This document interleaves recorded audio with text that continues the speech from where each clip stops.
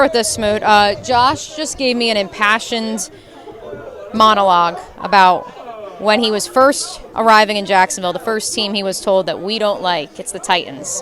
When were you first told we don't like the Titans? It was a rookie year as well too. I remember, who was it that was there? I just remember there was a lot of talk, and it was actually the week that we ended up beating Pittsburgh in the playoffs. Malik Jackson was talking back and forth with a Titans player.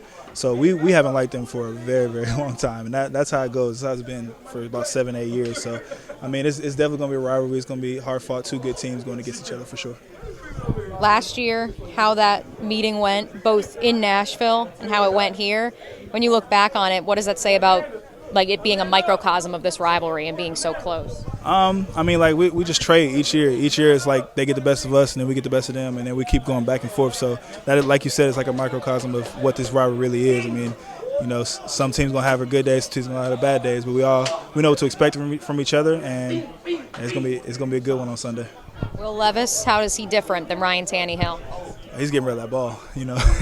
He's definitely a rhythm thrower. He's definitely somebody who pinpoints his spots, and he's really showed what he can do in his first year for sure. Their offensive line, I know, has kind of been constantly in transition over the last 2 years. How do you exploit that? I mean, I think you just go straight at them. You don't get outside of your plan and what you do best. I mean, you just come and bring your A game. It's a lot of guys that kind of banged up, and you got some new guys coming in there. So if you just focus on they have to stop me, mentality, and just focus on you just coming out there with your A game, be fine. When I say Derrick Henry, you say big dude.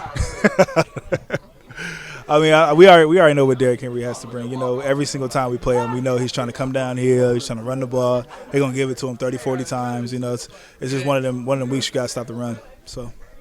You've obviously been around this team for quite some time. You've been around this franchise for 6 years now. A loss like Sunday, how do you respond to it? How have other teams of the past responded to it versus how this team is? You just move forward. I mean, you just got to forget all about it. After you watch film, after 24 hours, you just got to forget about it, just move forward. And the next week you have to come, just be on your P's and Q's and making sure that mentally you're locked in, making sure there's no MEs, making sure everyone's just locked into this next week and to our next opponent, not really dragging on what happened last week. I already forgot what happened. Who did we play last week? Doug really seemed to stress that, and I know Trevor said it too. You almost, not that you want to wallow in it, but you want to feel it. Is that how you feel about a loss, or it's just you got to, a game like that where you just got to throw it away immediately? I mean, you got to feel it in the first 24 hours. After that, you just got to throw it out. I mean, it happens to the best of teams. I mean, each year. I mean, you see it in every single year. I mean, it's humbling. It's something that obviously that you can learn from, but you can't dwell on it.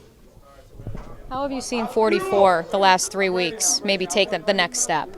He's been balling. I mean, each week he's getting about 4 or 5 pressures. He's been all around the quarterback. So, I mean, I really see him just, getting better and better.